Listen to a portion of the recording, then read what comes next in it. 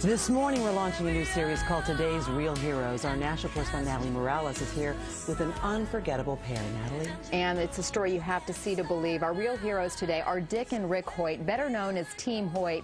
And if you haven't heard of them yet, be prepared. They're almost legends in their own right, and you'll see right now why they are heroes to so many.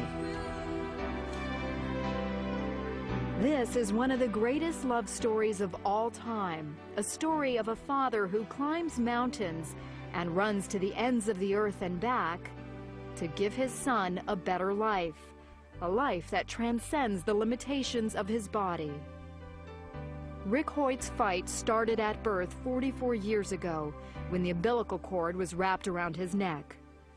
He looked beautiful and he was strong and he was laying on his stomach, and I thought he was doing push-ups.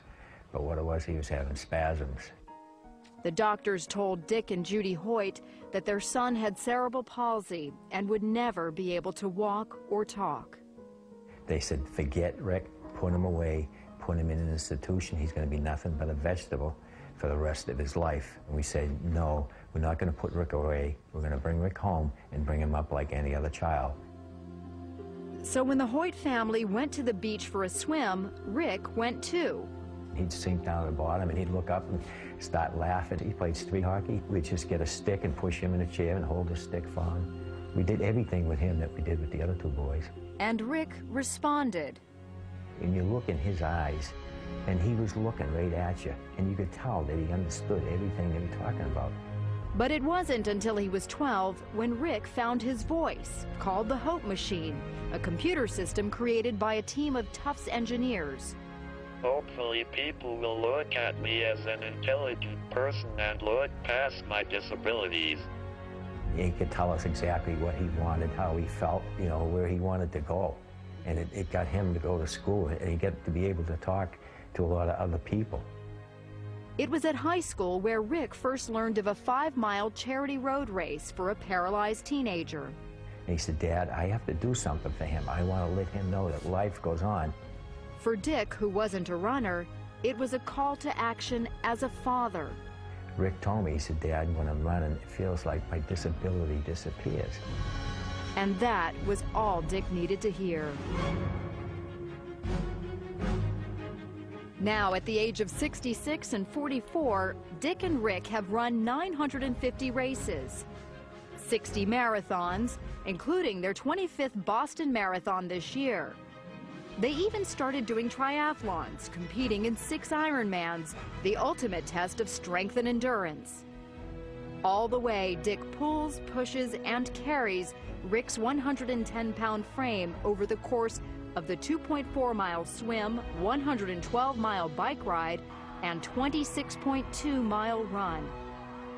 So on this day, we're going for a leisurely stroll. This is a slower pace than you two normally go, right? Oh, this is a nice pace, too.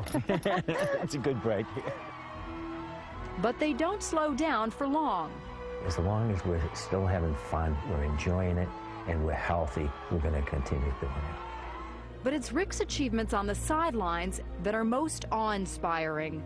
I may be disabled, but I live a very fulfilling life. Not only did Rick graduate from high school, but also from college, earning his degree from Boston University. And he now lives in his own apartment. I have shown to disabled people that they don't have to sit back and watch the world go by.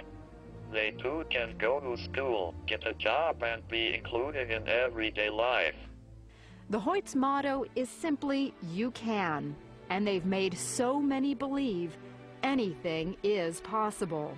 He's competing in road races, competing in triathlons. And all of a sudden, all of these videos are popping up on us, and people are emailing them around the world, and it's just a great feeling. I read them an email they recently received, one of thousands, from a perfect stranger. I write this because I'm a father, and to my shame, I have been nothing like you, Dick. I have been selfish more than I've been selfless. I'm not raising my son the way I had intended to raise him.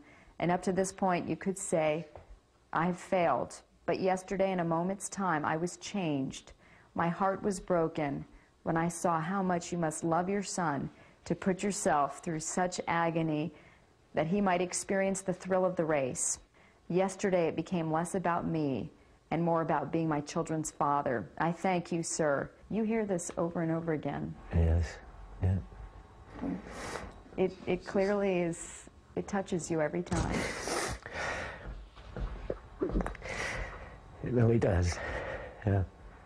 But you're more than a father. I mean, you are a hero to so many. Mm. And most importantly, you're a hero to Rick. I just think I'm myself, and I just love my family.